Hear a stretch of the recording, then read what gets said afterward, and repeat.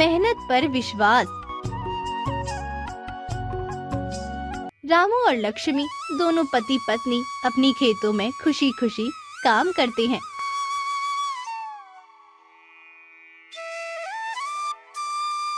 रामू बहुत ही गरीब किसान है। वे अपनी पत्नी लक्ष्मी और बेटे गोपाल के साथ खुशी खुशी रहता है।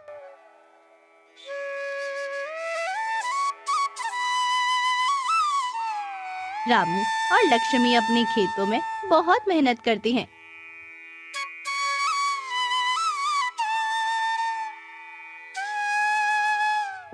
अजी, इस साल हमारे खेतों की फसल बहुत अच्छी हुई है। मुझे लगता है हम इन फसलों को बेचकर अच्छे पैसे कमा सकते हैं। हाँ हाँ लक्ष्मी, अगर यह फसल हमारे अच्छे दामों पर बिक जाए तो शायद हमें कुछ राहत मिल सकेगा। लेकिन हमें यह ध्यान में रखना होगा कि हम जो भी मेहनत करते हैं उसी का हमें फल मिलता है। मैं जानती हूँ कि आप बहुत मेहनत करते हैं और अगर इस बार अच्छे दामों में बिक जाए तो हमारी जिंदगी थोड़ी बेहतर हो सकती है।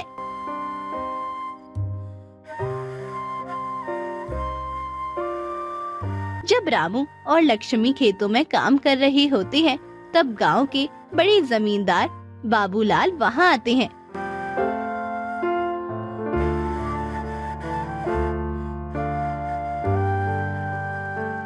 रामू, क्या हाल है? तुमने इस बार अच्छा काम किया है। तुम्हारी फसल तो बहुत बढ़िया है। अगर तुम अपना फसल मुझे बेचोगे तो मैं तुम्हारे फसलों को अच्छे दामों में खरीदूंगा। धन्यवाद बाबूलाल, लेकिन हम अपनी फसल को अच्छे दामों पर और मेहनत से ही बेचना चाहते हैं। हा हा हा हा हा हा। तुम जैसे गरीबों को यही सलाह देनी पड़ती है। लेकिन अगर तुम मुझसे अपनी फसल बेचने आओ तो मैं तुम्हें अच्छा पैसा दूंगा। तुम समझोगे नहीं, लेकिन मैं तुम्हारे भले के लिए यह कह रहा हूँ। जमींदार जी, मैं आपकी बातों को समझता हूँ, लेकिन कृपया हमें अपनी फसल को मेहनत से ही बेचने दीजिए ताकि हमें अधिक से अधिक धन प्राप्त हो।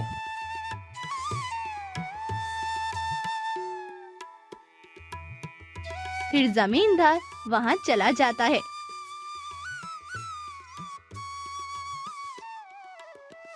रामू और लक्ष्मी घर लौटते हैं। रामू को जमींदार लाल बाबू की बातें उसे सोच में डाल दिया। लक्ष्मी, जमींदार बाबूलाल की बातें हमें बहुत ही गहरी सोच में डाल दी है। वह हमेशा हमारी मेहनत पर अपना हक जताना चाहता है। क्या हम अपनी फसलों को कहीं और नहीं बेच सकते हैं? अगर जमींदार बाबूलाल हमें अपनी फसलों की अच्छी मूल्य नहीं दे रहा, तो क्या हम किसी और से मदद ले सकते हैं? फिर रामू दूसरे व्यापारी के बारे में सोच ही रहा होता है, तो उसी समय उसे कन्हैया व्यापारी की याद आ जाती है। हाँ लक्ष्मी, मैं एक कन्हैया व्यापारी को जानता हूँ। वो शायद हमारी मदद कर सकते हैं। मैं कल सुबह ही उनसे जाकर बात करूँगा। हाँ हाँ, आप उससे सुबह में जाकर अपनी फसल को अच्छे मूल्य पर बेचने की बात कीजिएगा।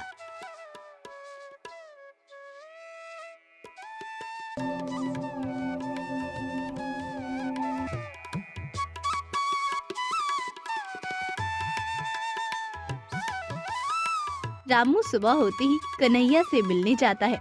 कन्हैया दुकान में बैठा होता है और कुछ व्यापारी उससे सौदा कर रहे थे। रामू भाई, क्या हाल है? तुम्हें आज बहुत दिन के बाद यहाँ कैसे आना हुआ? और तुम्हारी फसल कैसे है? सुनने में आ रहा है कि तुम इस वर्ष अपने खेत में बहुत मेहनत करके बहुत ही अच्छे फसल उगाए हो। कन्हैया भाई, मैं तो बहुत अच्छा हूँ और मेरा फसल भी इस वर्ष बहुत अच्छा हुआ है। पर हमें किसी ऐसे व्यापारी की खोज है जो हमारे फसलों को अच्छे दामों पर खरीद सके। क्या तुम हमारे फसलों को अच्छे दामों पर खरीदोगे? रामू, यदि तुम चाहो तो तुम्हारे फसलों को मैं अच्छे दामों पर खरीद सकता हूँ, लेकिन तुम्हें मुझे थोड़ा समय देना होगा। कन्हैया भाई, हमें अब जल्दी चाहिए। हमारे पास अब समय नहीं बचा क्योंकि हम बहुत दिनों से परेशान हैं। देखो रामू भाई, हर एक व्यापारी में थोड़ा वक्त लगता है। मुझे विश्वास है कि तुम्हें मुझसे फायदा होगा, लेकिन तुम्हें मुझे थोड़ा समय देना पड़ेगा। ठीक है कन्हैया भाई, अगर तुमसे ज्यादा कुछ नहीं हो सकता है तो मैं किसी और व्यापारी से बात करूंगा।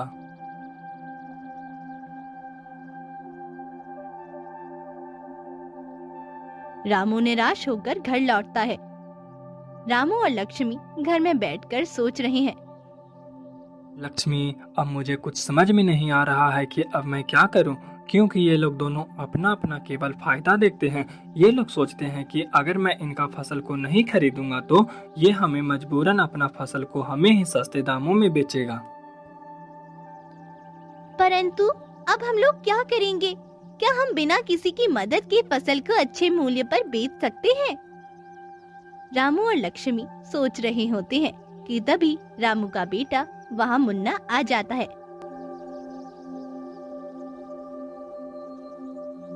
पिताजी, आप उदास क्यों हैं? आप हमेशा कहते थे कि मेहनत से कुछ भी हासिल किया जाता है, तो फिर हम डर किससे रहे हैं? अब हम लोग को अपना फसल खुद मेहनत करके बेचना होगा। बिल्कुल बेटे, मैं यही तो सोच रहा था कि हमें किसी के ऊपर भरोसा करने की जरूरत नहीं है। हमें अपना मेहनत से खुद रास्ता बनाना होगा और अपनी फसल को खुद बाजार ले जाकर बेचना होगा।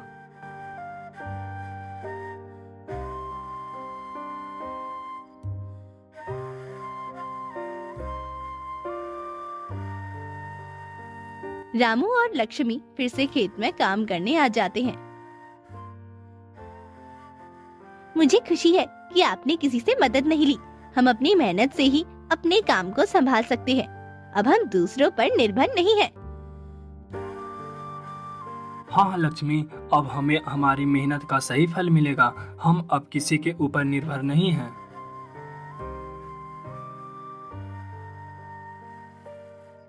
तभी बाबूलाल जमींदार फिर से आता है।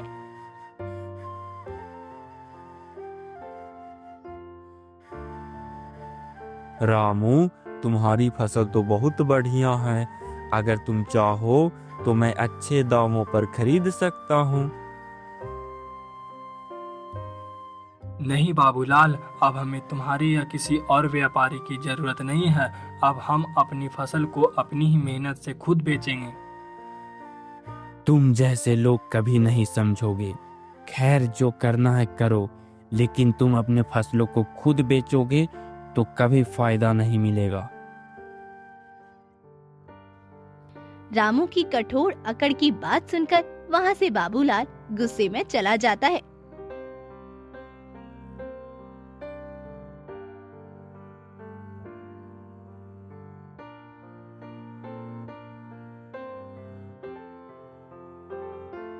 रामू अपनी फसल लेकर बाजार में जाता है और उसे अच्छे दामों पर बेचता है।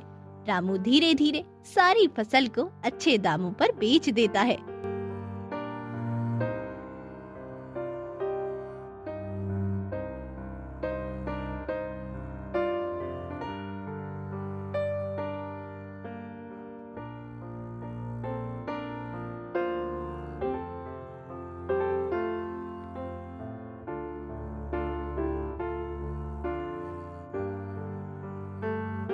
रामू, तुम बिना मेरे मदद के अपने फसल को अच्छे दामों पे कैसे बेच पाए? कन्हैया, अब मुझे तुम्हारी या किसी और व्यापारी की जरूरत नहीं है। मैंने अपने मेहनत से ही अपना स्वयं रास्ता बनाया और अपनी फसलों को अच्छे दामों पर बेच दिया। परंतु रामू भाई, यह कैसे हो सकता है?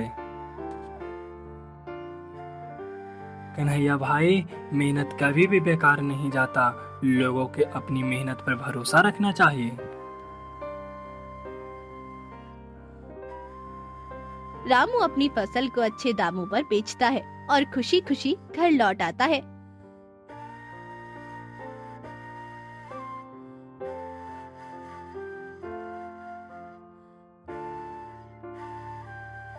रामू घर लौटता है और लक्ष्मी और मुन्ना से मिलकर खुशी मनाता है।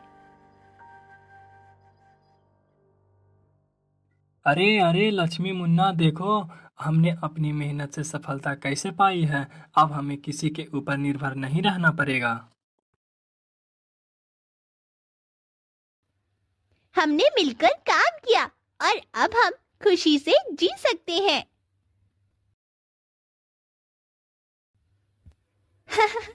यही सीख है, अगर मेहनत सच्ची हो तो सफलता जरूर मिलती है।